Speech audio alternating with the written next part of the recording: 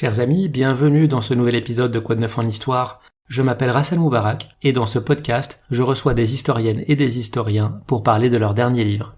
Mon invité aujourd'hui est Arnaud Dominique Hout. Bonsoir Arnaud. Bonsoir Hassan. Vous êtes professeur d'histoire contemporaine à Sorbonne Université, membre du Centre d'histoire du XIXe siècle. Vos thèmes de recherche comprennent l'histoire sociale et culturelle de la France au XIXe siècle, l'histoire des fonctionnaires, l'histoire des polices et des questions de sécurité, et l'histoire du vol et des voleurs. Votre précédent livre avait obtenu le prix du Sénat du livre d'histoire donc en 2021. Il s'appelait Propriété défendue, la société française à l'épreuve du vol, 19e et 20e siècle. Et aujourd'hui, nous allons parler de votre dernier livre qui s'intitule Les peurs de la Belle Époque et qui vient de paraître aux éditions Talendier. La Belle Époque, c'est donc cette période qui s'étend de la fin du 19e siècle à la Première Guerre mondiale. On la connaît habituellement comme une période de progrès technique, de prospérité économique, de démocratie en politique. On le verra plus tard, ce n'est pas sous cet angle-là que vous avez choisi de l'aborder. Ma première question, c'est quand apparaît le terme de Belle Époque ? Est-ce que c'est au sortir immédiat de la Première Guerre mondiale ou est-ce que c'est plutôt dans les années 30 ? Oui, c'est un peu plus tardif en effet. Alors la question avait été étudiée par Dominique Khalifa, à qui d'ailleurs le travail que j'ai mené la doit beaucoup. Dominique Khalifa s'était interrogé justement sur l'apparition de cette expression Belle Époque. Il l'a trouvée dans les années 30. Mais c'est surtout en fait après encore dans les années 50-60 que l'expression va se populariser et s'installer. Et c'est intéressant parce qu'en fait le succès de l'expression, c'est vraiment le moment où ceux qui ont vécu, enfin celles et ceux qui ont vécu la Belle Époque sont finalement devenus assez âgés, écrivent leurs mémoires et donc finalement il y a cette reconstruction nostalgique qui est très très forte. Est-ce que cette période en France est une exception en Europe ?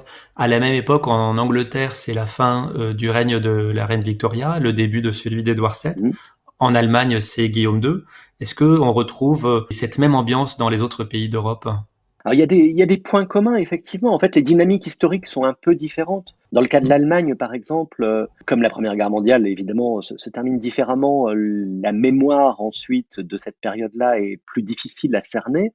Mais par exemple, quand on compare avec le monde britannique ou le monde aussi de l'Autriche-Hongrie, une ville comme Vienne, par exemple, qui se caractérise un peu par un art de vivre qui rappelle beaucoup finalement l'image que l'on a de Paris 1900. Il y a vraiment pour le coup une sorte de moment 1900 des élites internationales qui circulent beaucoup, qui voyagent, qui échangent, et donc ça crée effectivement cet art de vivre, alors qui est très lié aussi à la diffusion de nouvelles formes aussi de culture et de technologie qui caractérisent l'époque, puisque c'est aussi les décennies de l'automobile, de l'aviation, donc ça concerne de la même manière tous les pays, et ça nourrit une sorte de fascination pour le progrès. On fait débuter classiquement la période en 1889, l'année marquée par l'exposition universelle de Paris, exposition pour laquelle la Tour Eiffel est construite. Est-ce que cette date est symbolique ? Pourquoi cette date ? Est-ce que c'est parce qu'on est à mi-chemin entre 1870 et la Première Guerre mondiale ? Est-ce que c'est 20 ans après la défaite contre la Prusse, la France se renouvelle ? Pourquoi cette date ? Alors c'est une question qui m'a beaucoup fait hésiter justement pour ce livre. Parce qu'en fait, il n'y a pas de définition consensuelle du début de la Belle Époque. En réalité, on pourrait dire que la définition la plus classique d'ailleurs et un peu plus tardive, c'est la définition économique, qui considère que la Belle Époque commence avec la croissance économique revenue. Et dans ce cas-là, ça serait plutôt la fin des années 90. Et la Belle Époque ne durerait au fond qu'une quinzaine d'années. C'est pour ça que certains auteurs font de la Belle Époque la période uniquement 1900-1914. De mon côté, j'avais quand même la volonté d'aborder aussi la période antérieure parce que je crois qu'en 1889, il se passe quelque chose. C'est la Tour Eiffel, avec cette exposition universelle qui est un réel succès et qui montre aussi l'ancrage du régime républicain. Au fond, d'une certaine manière, 1889, c'est le moment où la République, même si elle est toujours attaquée, commence à se sentir suffisamment confiante, suffisamment forte pour justement bâtir un monument aussi spectaculaire que la Tour Eiffel. Je l'ai dit en introduction, on étudie souvent la Belle Époque sous l'angle de la modernité, mais vous avez choisi donc de montrer une autre facette, les troubles, les menaces, les craintes qui ont agité le pays. Pourquoi cette approche novatrice ? Alors, pour être honnête, c'est un peu une déformation de mes recherches passées, puisque, comme vous le disiez tout à l'heure, j'ai travaillé surtout sur les archives policières et judiciaires, donc sur des questions qui nous amènent à voir finalement davantage la part sombre de l'histoire. Mais derrière cette sensibilité que j'avais pour ce type d'archives et de problèmes, il y a une question qui, je pense, a beaucoup à voir avec notre société contemporaine. On voit bien aujourd'hui, années 2010, 2020, combien le progrès peut faire peur et combien finalement on mesure mieux aujourd'hui à quel point le progrès comporte aussi le risque de la catastrophe. Et au fond, ce livre, je l'ai écrit dans ce contexte, je l'ai pensé dans ce contexte, en me posant un peu une question naïve au départ, dans quelle mesure finalement les hommes et les femmes qui vivaient la Belle Époque avaient-ils une conscience optimiste du progrès, ou est-ce que justement ils étaient sensibles aux risques, et notamment au risque de transformation, d'accélération des mutations que pouvaient comporter les changements dont ils étaient les témoins. Et c'est un peu l'idée qui m'avait guidé, avec cette volonté en fait de parler d'une époque qui est au fond entre deux siècles, entre un passé qui manifestement disparaît, et incontestablement il y a le sentiment aigu que les choses changent vite, et en même temps une modernité qui, comme toute modernité, fait peur autant qu'elle fascine. En tout cas, on peut le préciser, vous ne tombez pas dans l'excès inverse, celui d'une prétendue légende noire de l'époque. Vous dites en introduction que cet ouvrage entend explorer les peurs d'une société plutôt paisible et prospère, quoique inégalitaire.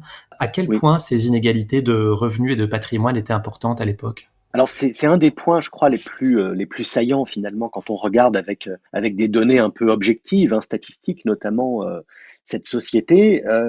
C'est très simple, on dispose, grâce aux enquêtes de Thomas Piketty notamment, de statistiques de longue durée sur les écarts de fortune, de patrimoine et de revenus. Eh bien, dans toutes les séries statistiques, la période 1900-1914 est la période la plus inégalitaire de l'histoire de France. Donc c'est tout simplement le paroxysme des inégalités.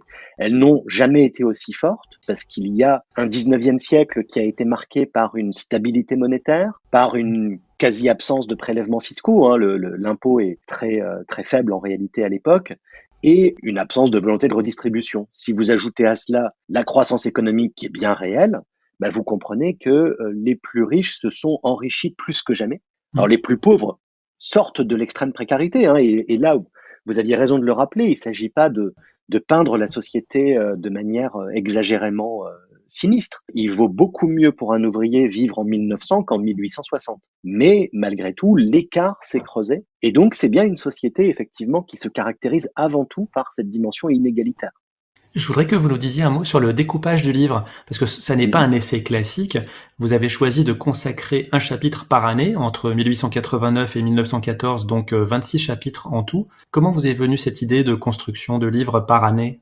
Écoutez, si je vous réponds très honnêtement, la première réponse, c'est un peu par désespoir de trouver un plan, et peut-être parce qu'en fait, le plan chronologique et le plan de la chronique a une vertu, il est simple. Et donc, il a le mérite d'une certaine efficacité. Plus sérieusement, derrière cette idée, il y avait une volonté aussi de jouer un petit peu avec l'époque. Parce qu'en fait, j'ai déjà eu l'occasion d'écrire sous d'autres formats, d'autres ouvrages sur cette période.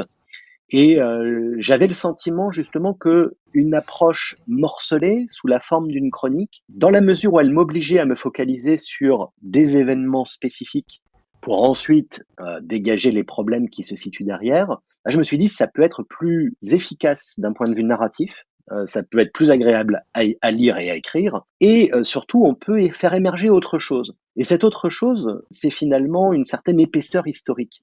Parce que le défaut qu'on a toujours quand on fait un plan thématique qui va rassembler les grandes idées, c'est qu'on a tendance à ne pas forcément voir ce qui se joue de manière concomitante, les rencontres un peu improbables, les télescopages d'événements. Et là, l'avantage de faire une chronique, ça permettait justement de rappeler qu'il y avait des événements qui étaient au même moment, alors qu'on ne les associe pas forcément de manière évidente, et aussi de mesurer par conséquent le traitement médiatique de l'information, comment la presse va donner de l'importance ou pas sur le moment à un certain nombre d'événements. Le titre de chaque chapitre est suivi d'un sous-titre qui commence toujours de la même manière par « Où l'on ». Donc je donne un exemple, c'est « Où l'on fait la connaissance des attentats anarchistes », où l'on observe la banalisation de la violence, etc., etc. Et moi, cette répétition comme ça tout au long du livre m'a fait penser au titre des épisodes de la série télé Friends, qui commençaient tous par « Celui qui ». Est-ce que par hasard vous êtes fan et est-ce que c'est un clin d'œil à la série ? Oui, tout à fait. effectivement à Friends, et en fait à des formes qui adoptent un peu ce système-là, parce que Friends, et d'autres séries d'ailleurs qui avaient utilisé cette manière de titrer les épisodes de manière un peu répétitive et ludique, ils s'inspiraient d'une forme qui est très courante au 19e siècle, parce que dans le roman feuilleton, on a très très souvent ces sous-titres à rallonge et qui ont une dimension un peu humoristique. Mm. Celui qui l'avait le mieux fait, c'est Alexandre Dumas. Et au fond, voilà, de Alexandre Dumas à Friends, il y avait beaucoup de raisons effectivement de construire les sous-titres de cette manière. Vous savez pourquoi j'ai pensé que j'allais taper juste? Parce que dans votre introduction, vous dites que les problématiques de la Belle Époque peuvent résonner avec celles Mhm. d'aujourd'hui, et notamment vous concernant, vous dites que vous êtes un papa quadragénaire, et moi aussi. Donc je me suis dit que vous deviez avoir cette même référence-là. Bah Alors voilà. du coup, voilà. Alors du coup, question bonus, avant de reprendre le fil de l'entretien, dans Friends, qu'est-ce qui vous rappelle la Belle Époque? Ah, alors là, Il y a un truc.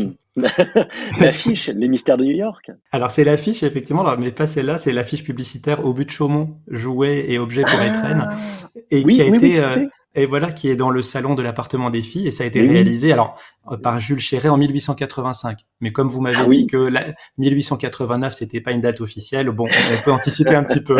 voilà.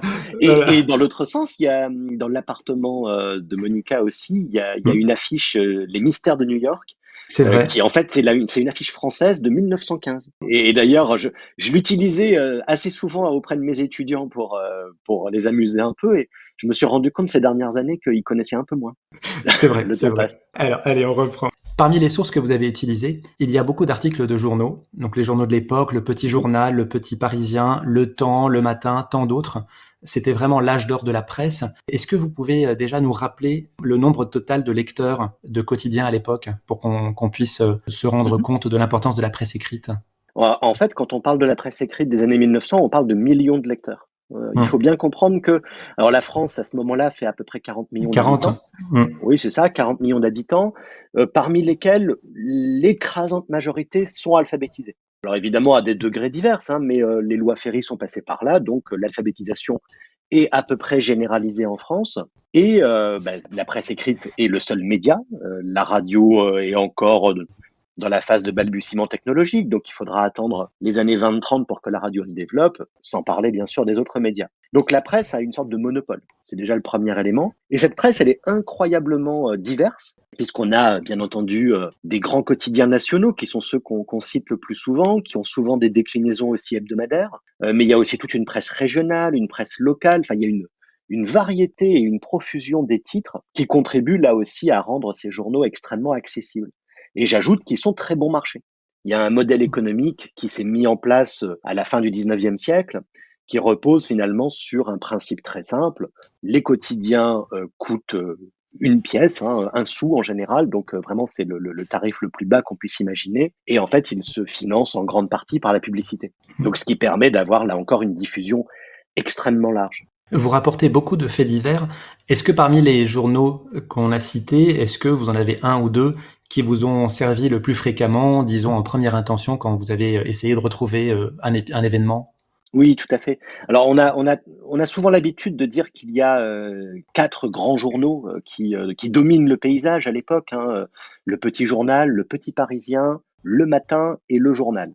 C'est les Hmm. 4 les plus diffusés. Alors on a la chance depuis maintenant 15-20 ans, hein, de disposer d'une numérisation de ces journaux grâce à la BNF et à Gallica. Donc il est très facile aujourd'hui, hein, d'accéder au contenu de ces titres et de faire des revues de presse finalement quand on trouve un événement. Pour vous donner un exemple, quand je travaille sur les crimes de l'assassin Vacher en 1897, je savais le moment de l'arrestation, il fallait évidemment faire une revue de presse de plusieurs jours pour voir comment les différents journaux en parlaient. Alors ce qui est très intéressant, c'est de voir à quel point ils se recopient d'ailleurs, hein, puisque les rédactions ont tendance à se lire évidemment, à se recopier. Et alors ce qui m'a beaucoup surpris en revanche, je n'y attendais pas du tout, c'est de voir à quel point les rédactions se copient elles-mêmes à une ou plusieurs années d'écart. Puisqu'en fait, des journalistes, on s'en rend compte quand ils traitent des affaires qui sont très répétitives, des affaires de crimes, de peurs diverses et variées, mais ils vont avoir tendance, on s'en rend compte aujourd'hui en lisant ces journaux, à réutiliser des articles qu'ils ont déjà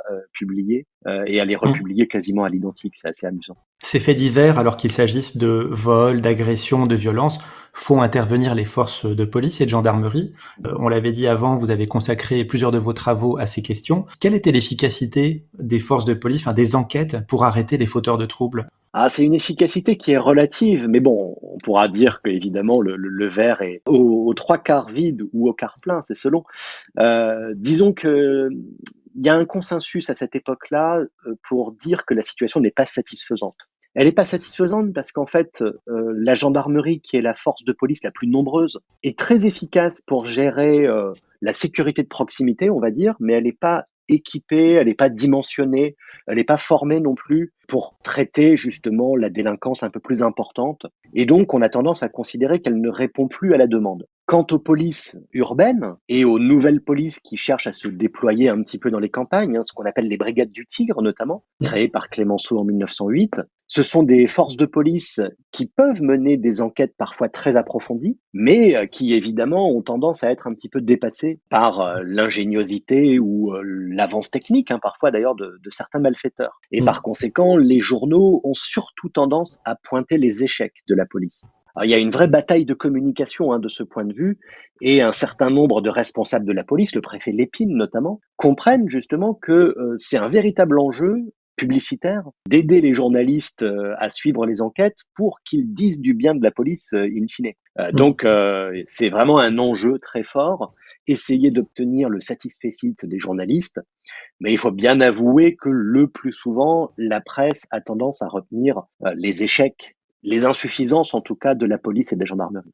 Vous rappelez dans le livre que vous traitez des peurs, enfin surtout des peurs qui sont les plus documentées par les journaux. Et donc là, Mhm. je vous cite, vous dites que les angoisses des bourgeois masculins, citadins, parisiens sont mieux relayées, à défaut d'être plus significatives, que celles des classes populaires, féminines et rurales. Et, il y a pourtant un journal que vous utilisez à plusieurs reprises qui s'appelle La Fronde, qui est un journal féministe, fondé, conçu et dirigé par des femmes. Comment est-ce qu'il s'intégrait dans le panorama de la presse? Ah oui, alors La Fronde, c'est un journal passionnant, mais qui, il faut bien l'avouer, est vraiment une exception à tout point de vue. Mmh. C'est un journal qui effectivement a été créé par Marguerite Durand, qui est une grande figure du féminisme de la fin du 19e siècle, et qui donc a tout de suite voulu jouer sur cette image de marque originale de n'avoir un personnel qu'exclusivement féminin, aussi bien parmi les journalistes que parmi les employés divers et variés de la rédaction. Donc La Fronde est un journal qui se distingue de ce point de vue, qui cherche à se faire une place. Et c'est assez intéressant parce qu'on voit qu'ils essayent notamment d'avoir un suivi des grands événements, de l'affaire Dreyfus notamment, qui est évidemment un des grands sujets des années 1890. Et on voit que les femmes journalistes de La Fronde sont quand même plutôt mal reçues, Mmh. mal acceptées par leurs collègues masculins qui justement ne leur reconnaissent pas tout à fait de légitimité. Donc La Fronde, c'est un journal qui est extrêmement intéressant, mais qui n'a pas pu être aussi influent finalement que les autres grands titres. La même remarque d'ailleurs s'applique à des journaux, il y en a quelques-uns que je cite, des journaux anarchistes notamment comme le Mmh. Père Pénard ou certains journaux révolutionnaires qui sont très intéressants parce qu'ils font entendre une voix vraiment différente pour le coup, mais dont on comprend bien là encore que leur diffusion est plus limitée et donc plus difficile à évaluer dans l'impact qu'elle a pu avoir. Il serait sans doute un peu long de détailler tous les risques encourus ou perçus par la population pendant cette période, et donc ça, votre livre revient très bien là-dessus. Mais si on voulait essayer de résumer, si on voulait essayer de considérer des groupes homogènes d'individus, prenons par exemple le plus typique, celui que j'ai cité, les bourgeois masculins, citadins, parisiens. Donc ça, c'est vraiment les personnes, disons, les plus triomphantes. On connaît tous les clichés les plus répandus, les salons, les réceptions. Mais est-ce qu'on est totalement insouciant quand on fait partie de cette catégorie-là? Quelles sont les craintes quand on est dans cette position sociale? Alors là, effectivement, comme vous le disiez, c'est ceux pour lesquels on peut vraiment le plus facilement étayer leur peur, Mmh. parce qu'ils n'hésitent pas à les dire, et Mmh. justement à gouverner aussi et à prendre des décisions en fonction de ces peurs. Alors, il y a une peur qui est quand même une peur extrêmement forte et qui reste très présente, c'est la peur de la révolution. Et Mmh. au-delà de ça, la peur du désordre finalement. Elle s'explique assez bien parce que comme on est dans une société qui est réellement très inégalitaire, mais une société aussi qui est travaillée par des nouvelles idées politiques, et le socialisme notamment est une idée qu'elle vend en poupe. Eh bien, une partie de cette bourgeoisie est très consciente du risque justement de voir se structurer un mouvement révolutionnaire, et donc elle regarde avec un œil extrêmement inquiet la création par exemple de la CGT et les grèves et manifestations qui se déploient au cours de la période. Les plus lucides d'ailleurs se rendent bien compte que leurs peurs sont exagérées. Il y a un exemple qui est très frappant, c'est en 1906, parce qu'il y a une grande grève générale annoncée pour le 1er mai 1906. Et là, on a vraiment un mouvement de panique dans les beaux quartiers parisiens, avec des bourgeois qui font des réserves de nourriture, parce qu'ils se disent que la ville pourrait être à feu et à sang, alors qu'en réalité, il y a des manifestations qui sont très tendues, mais qui n'ont rien à voir avec une révolution. Mais ce qui est intéressant, c'est que justement, certains parmi ces bourgeois inquiets prennent conscience du fait que, en réalité, il y a plutôt un consensus politique qui se met en place, et ces socialistes qui faisaient peur sont des socialistes dont on comprend mieux qu'ils peuvent devenir au fond des interlocuteurs politiques, à l'image d'un Jean Jaurès qui fait peur peut-être aux plus conservateurs des bourgeois, mais dont on comprend bien à l'époque que même si ses idées sont radicales, c'est pas un homme violent et il n'appelle pas à une révolution immédiate, ou en tout cas pas d'une manière brutale. Donc on a cette peur de la révolution, et puis après il y a une autre peur qui est qui est plus largement partagée d'ailleurs, mais qui est aussi très présente chez les bourgeois, c'est la peur de la criminalité, qui est quand même quelque chose de très très fort, de très marqué dans cette séquence des années 1900, parce qu'effectivement, il y a probablement à ce moment-là une augmentation de la délinquance, et il y a une caisse de résonance médiatique qui est considérable pour créer de l'insécurité. C'est justement la couverture de votre livre, hein. Ça reprend l'illustration en première page du petit journal daté du 20 octobre 1907 et qui représente les Apaches en lutte avec des officiers de police. Le terme gardien de la paix d'ailleurs est assez récent puisqu'il date de 1870. Et les Apaches, je le rappelle, ce sont ces jeunes délinquants qui commettent des méfaits dans Paris. Donc on peut vraiment parler d'insécurité. Ou est-ce que c'est pas un phénomène limité quand même? Alors non, on peut vraiment parler d'insécurité. En fait, là où il y a un doute, et là où des recherches seront encore nécessaires, c'est sur la question de savoir de quelle manière la délinquance augmente. On constate, bien entendu, avec les statistiques judiciaires, une augmentation de la criminalité jugée, constatée, mais ça ne veut pas forcément dire que la menace criminelle est réellement plus forte. Donc là, on a encore quelques incertitudes. Disons que on peut être sûr d'une chose, le crime a plutôt tendance à augmenter, à être plus juvénile et dans une certaine mesure plus violent. Ça, c'est des tendances, on va dire, qui caractérisent l'époque, qui ne sont pas des tendances si spectaculaires que ça. Mais en revanche, ce qui est vraiment très spectaculaire, c'est l'exploitation médiatique qui en est faite, avec des journaux qui comprennent justement que le fait divers fait recette, que mettre le sang à la une, c'est garantir des ventes. Et donc, on va avoir une instrumentalisation, on peut vraiment le dire ici, de cette criminalité. Et c'est ça qui produit justement de l'insécurité. Alors, le terme d'insécurité, dans le sens que l'on connaît aujourd'hui, justement dans ce sens articulé avec la peur du crime, il apparaît justement dans les années 1900. C'est dans les années 1900 qu'on entend pour la première fois le terme d'insécurité pour désigner cette idée qu'on ne peut plus circuler paisiblement dans Paris et dans sa banlieue. Et vraiment, je pense qu'il faut insister là-dessus. Ce qui se joue dans les années 1900 annonce véritablement de manière très très frappante les débats qui vont suivre au XXe et au XXIe siècle, parce que on a une structure qui est au fond toujours la même, des faits divers dont on ne sait pas très bien évaluer la portée réelle, une caisse de résonance médiatique qui va fonctionner parce qu'elle va donner une audience nationale et une résonance politique à ces questions, et à l'arrivée, une société qui finit par ne plus parler que de ça, et donc des peurs qui sont en grande partie fabriquées. Une autre violence qui m'a marqué, c'est celle dans le monde du travail, et c'est l'objet d'un de vos premiers chapitres où vous racontez le mouvement ouvrier dans des usines textiles du Nord. On peut rappeler que les syndicats sont autorisés depuis mars 1884 et la loi Waldeck-Rousseau, mais que le droit de grève n'est pas encore pleinement reconnu. Et ça, on voit vraiment tous les efforts faits par la police, le patronat pour empêcher ces grèves. Oui, tout à fait. Alors c'est vraiment un point intéressant parce que juridiquement, les syndicats et les grèves sont légalisés, mais dans la pratique, et c'est ça qu'on voit, il y a des pressions qui sont très très fortes. qui ont pour objectif de cantonner vraiment la grève à son strict minimum et d'empêcher notamment toute forme de piquet de grève. Et donc évidemment, il y a des confrontations régulières avec les forces de police et les incidents peuvent souvent être violents. Et ça permet de rappeler effectivement qu'il y a toute une catégorie de la population qui s'exprime moins, le monde ouvrier. Et ce monde ouvrier, justement, ici, on va l'entendre et on va comprendre ses peurs à travers des revendications. Alors, notamment en 1891, hein, justement, à Fourmies, le 1er mai, avec une foule qui voulait la journée de 8 heures et qui finit par essuyer une fusillade. Et on compte malheureusement 8 morts hein, dans la fusillade. Mais quelques années plus tard, en 1906, parmi les autres peurs significatives, hein, je pense ici de ce monde ouvrier, dans le nord de la France toujours, c'est un terrible accident dans les mines du Pas-de-Calais, un coup de grisou, et ce sont des centaines de mineurs tués dans la catastrophe. Et là aussi, ce qui est intéressant, c'est que si la catastrophe, on peut dire qu'elle a une part finalement justement d'inévitable, de fatalité, on mesure pour la première fois peut-être de manière aussi nette qu'il y a aussi une forme de responsabilité patronale de l'entreprise qui doit garantir la sécurité du travail et qui n'a pas forcément mis en place les moyens pour protéger les travailleurs et surtout pour développer ensuite les secours permettant d'aller chercher les rescapés. Et là, on voit bien à chaque fois finalement cette fragilité hein, du monde ouvrier, ces raisons d'avoir peur, mais qui s'expriment et qui nourrissent justement des revendications.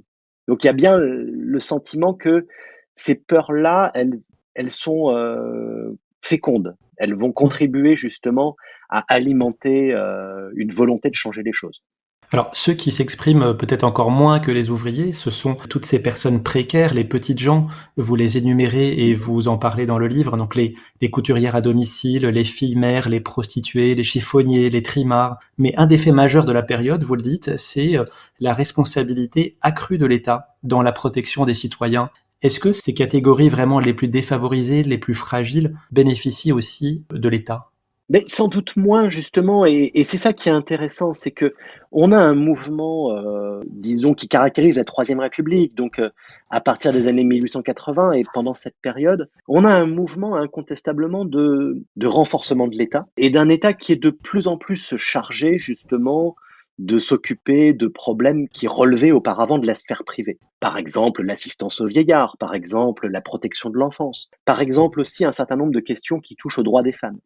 Donc l'État est de plus en plus poussé à s'occuper justement de ces dossiers, même si il le fait avec réticence, hein, puisque les gouvernants sont pas très enthousiastes à l'idée d'accepter de nouvelles responsabilités, mais ils voient bien qu'il y a une demande sociale. Donc ils vont prendre en charge ces éléments, ils vont contribuer par conséquent à améliorer réellement la condition des classes populaires, mais cette amélioration, notamment du monde ouvrier et paysan, va se faire d'une certaine mesure au détriment de ceux qui restent en marge. Et là, typiquement, il y a des catégories dont on comprend de plus en plus mal l'existence, les chiffonniers, les trimards. Les trimards, hein, c'est justement les ouvriers nomades finalement qui circulaient de travail en travail, qui sont à la frontière du vagabondage et donc qui sont des figures très typiques du 19e siècle, mais alors qui semblent désormais archaïques, inadaptées et qu'on va avoir tendance plutôt justement à normaliser. On veut les faire rentrer dans le rang. De même que les chiffonniers, c'est un peu le monde du passé que l'on veut faire disparaître. Alors à défaut de pouvoir le faire disparaître, on va le cantonner hein, dans des espaces bien définis, on va le marginaliser. Et c'est pareil pour la prostitution. Là, on retrouve les mêmes logiques. La prostitution existe, bien sûr, mais dans les maisons closes, dans un espace réglementé, surveillé. Donc à chaque fois, finalement, on voit bien que cette société, elle cherche aussi à cacher ses parts d'ombre. Et par conséquent, les progrès que l'on peut observer ne profitent pas à toute la société. Hein. Il y a un certain nombre d'exclus, pour le coup, qui sont peut-être encore plus exclus d'ailleurs en 1914 qu'ils ne l'étaient en 1880. Parce qu'ils n'ont pas profité du mouvement général qui emportait la société française dans une relative, malgré tout, croissance. La période est aussi marquée par des violences politiques, les attentats à la bombe des anarchistes, l'affaire Dreyfus, à laquelle vous consacrez 2 chapitres, et jusqu'à l'assassinat du président Sadi Carnot en 1894. Mais ce que vous montrez, c'est que l'État et la République résistent. Et ça, c'est un fait nouveau dans le 19e siècle. Oui, absolument. Alors là, il y a vraiment une donnée qui, je pense, résume tout. Hein. Si on prend l'histoire du 19e siècle, depuis la Révolution française, aucun régime politique n'a duré plus de 18 ans. Et on va reconnaître à Louis-Napoléon Bonaparte, puisqu'il devient Napoléon III, une durabilité politique de 22 ans. Mais 22 ans, c'est pas énorme en réalité, et la Troisième République est tout simplement le premier régime politique du 19e siècle à dépasser cette durée de vie relativement courte. Alors, le fait majeur, il est là, hein, c'est cette solidité de la République, qui est assez paradoxale parce que c'est un régime qui s'était construit de manière assez empirique et avec un petit peu l'idée de faire du provisoire qu'on améliorerait plus tard. En réalité, le provisoire a duré, fonctionne relativement bien. Et là, c'est vrai, ce qui fait la force de cette République, c'est d'une certaine manière sa résilience ou sa plasticité. Il y a une forme de Mm. plasticité parce que le régime sait s'adapter. Il est capable d'évoluer, à la fois d'ailleurs de manière dure, et face aux attentats anarchistes, il y a la mise en place de lois d'exception qui montrent justement que le régime n'hésite pas à être très dur contre ses opposants. Mais c'est aussi un régime qui est capable de reconnaître ses erreurs. Et c'est l'exemple de l'affaire Dreyfus qui est très frappant, puisque, alors certes, Dreyfus a été condamné, à 2 reprises même, mais il finit, heureusement, par être pleinement réhabilité en 1906. Et c'est aussi ce qui fait la force de la République, cette capacité justement à comprendre ses erreurs et à évoluer. Des lois majeures sont votées durant cette période également. Je pense à la loi relative au contrat d'association de 1901, la loi de séparation des églises et de l'État en 1905, et puis si on veut remonter un tout petit peu dans le temps, on peut rajouter toutes les lois de l'éducation de Jules Ferry en 1880-1882. On peut revenir sur la loi de séparation de l'Église et de l'État. Elle a été votée le 9 décembre 1905, et un des points Oui, qui m'a marqué, c'est la violence avec laquelle les partisans et les opposants de ce texte se sont affrontés. Parce qu'aujourd'hui, on s'en rend pas compte parce que on connaît l'issue de ce combat, mais vous montrez qu'au moment où la loi est discutée et commence à être implémentée, c'est vraiment deux mondes qui luttent pour leur survie, qui s'opposent. Et ça, c'est quelque chose qu'on ne perçoit plus vraiment aujourd'hui, la violence de ces débats-là. oui, absolument. Et je voulais vraiment insister sur cet aspect-là. Alors, j'appelle ça un peu la peur de la discorde, mais c'est quasiment une Mm. peur de la guerre civile. Parce que c'est un problème, vous le disiez, qui remonte à loin en réalité. Le conflit entre les milieux républicains et les milieux cléricaux remonte sans doute aux années 1860, mais il s'est cristallisé une première fois au moment des lois Ferry, au moment aussi de la loi de légalisation du divorce en 1884. Il y a toute une série de lois dans les années 1880 qui montrent que la République nouvellement installée ne veut plus se laisser dicter sa conduite par l'Église. Après, il y a une phase un petit peu d'apaisement qui marque les années 90. On cherche un peu un nouvel équilibre qui ne fonctionne pas vraiment. Et l'affaire Dreyfus, justement, montre que les tensions vont reprendre parce que derrière l'affaire Dreyfus, il y a aussi une radicalisation du conflit entre les milieux cléricaux qui sont clairement engagés contre Dreyfus et les milieux républicains avancés qui se structurent donc derrière la cause dreyfusarde. Donc on a un débat qui est de plus en plus vif au tout début du XXe siècle et qui là prend une forme extrêmement dure. Alors dureté des milieux cléricaux qui n'hésitent pas justement à insulter de manière très brutale la République et ses représentants. Dureté aussi de la République qui, notamment au moment du gouvernement d'Émile Combes, n'hésite pas à chercher la provocation et à expulser par exemple les congréganistes, les écoles privées, etc.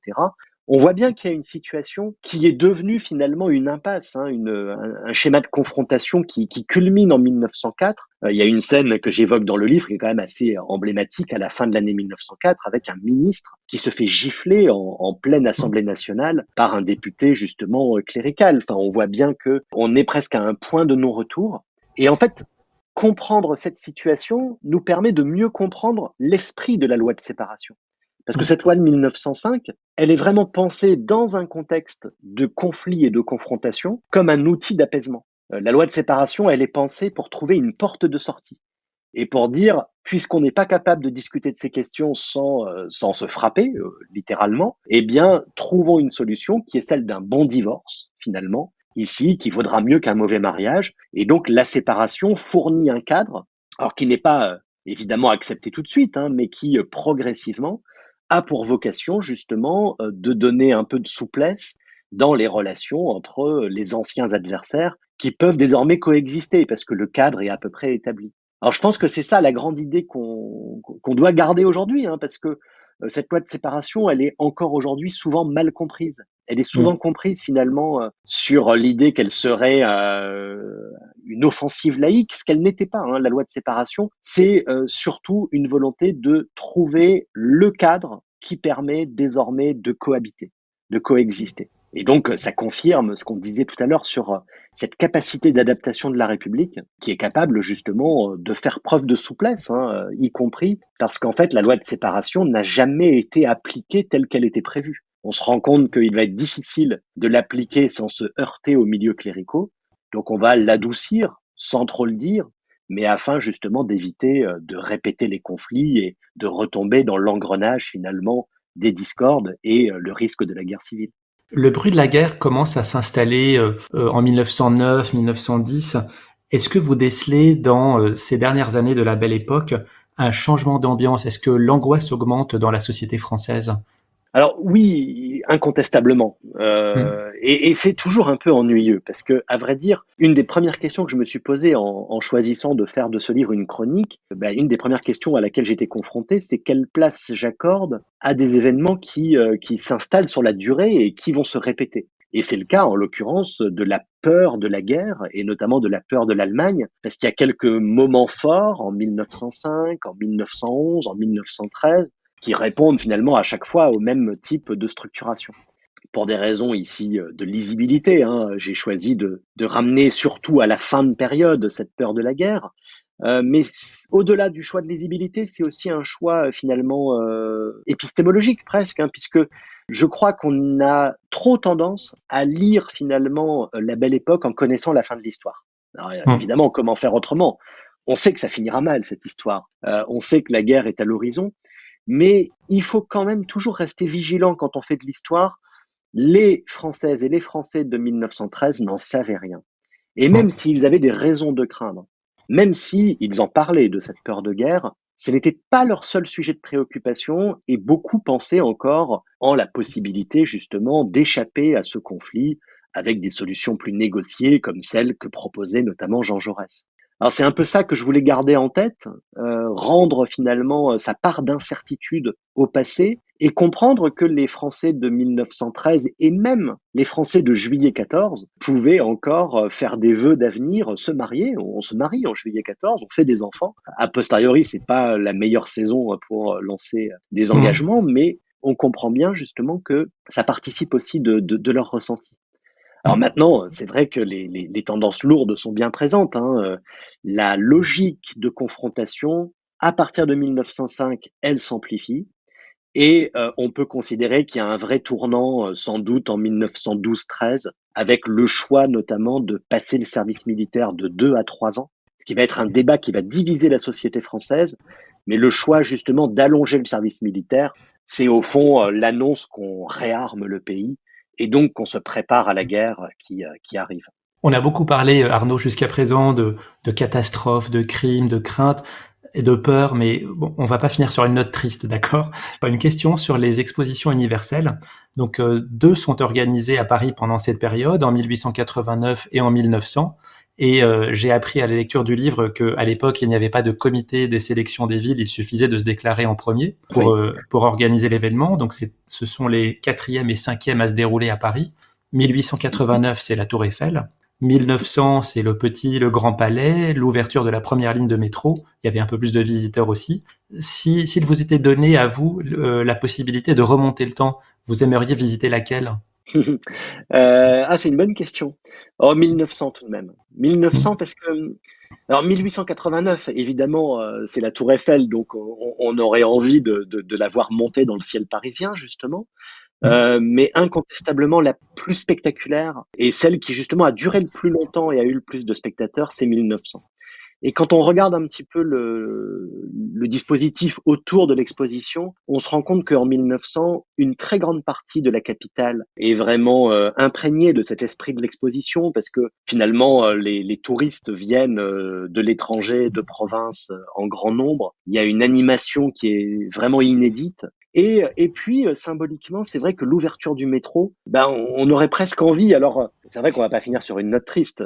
Et le Mmh. métro, pour le coup, je suis obligé A de été le inondé, oui.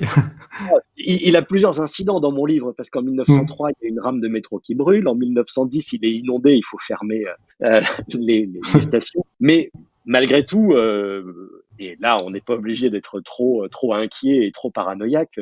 Le métro, je le prends tous les jours, et Mmh. pas forcément pour mon plus grand plaisir, mais en tout cas, sans avoir spécialement peur. Et au fond, le métro est très emblématique de ce changement de siècle et de cette volonté désormais de proposer des moyens technologiques modernes, pensés aussi pour le service du plus grand nombre. Parce que c'est intéressant tout de même cette idée, avec le métro, avec le chemin de fer, d'avoir aussi une utilisation démocratique finalement des technologies modernes. Ce qui Mmh. n'est pas le cas bien sûr de l'avion ou de l'automobile, qui reste à cette époque-là l'apanage des plus fortunés.